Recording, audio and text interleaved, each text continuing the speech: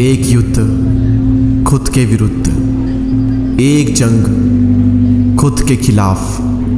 भगवान महावीर कहते हैं कि खुद पर विजय प्राप्त करना लाखों शत्रुओं पर विजय प्राप्त करने से बेहतर है। और इस दुनिया का सबसे मुश्किल काम है खुद से जीतना, क्योंकि जिस इंसान ने खुद को जीत लिया समझो उसने दुनिया को जीत लिया।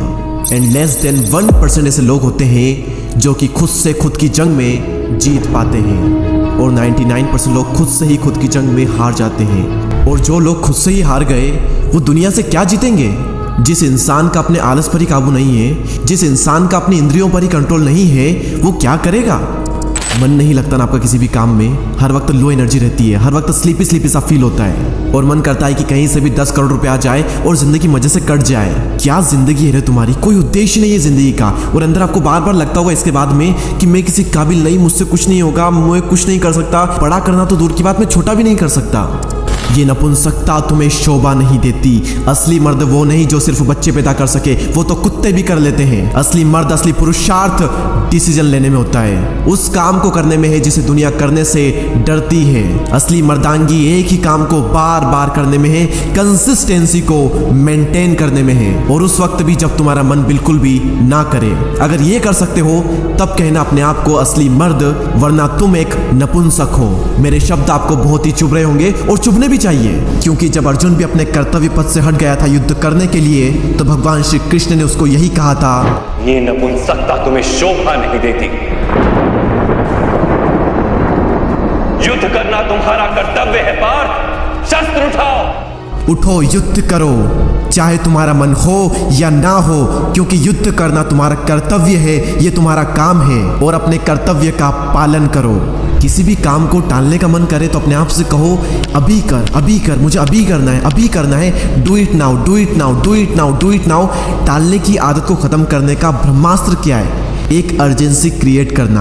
और जब आप अपने आप से बार बार कहोगे डू इट नाउ, अभी करना है, तो आपका सबकॉन्शियस माइंड रिप्रोग्राम होगा और उसे लगेगा कि अर्जेंसी है, इसीलिए वो एक्टिव हो जाएगा, आपसे ज़्यादा काम करवा लेगा। तो अपने आप से बार बार कहें डू इट नाउ, एक अर्जेंसी क्रिएट होगी और आप बहुत ज़्यादा काम बहुत ही कम टाइम में कर जाओगे। अपनी ज़िंदगी में एक रोमांच लाओ, रिस्क लो, डिसिप्लिन लाओ, टालना बंद करो, फेल्यूर्स को आने दो, पेशेंस रखो, बहाने बनाना बंद कर दो, सेक्रीफाइसेस करो। लाइफ के कुछ बटन्स आपको ऑन करने होंगे और कुछ बटन ऑफ करने होंगे।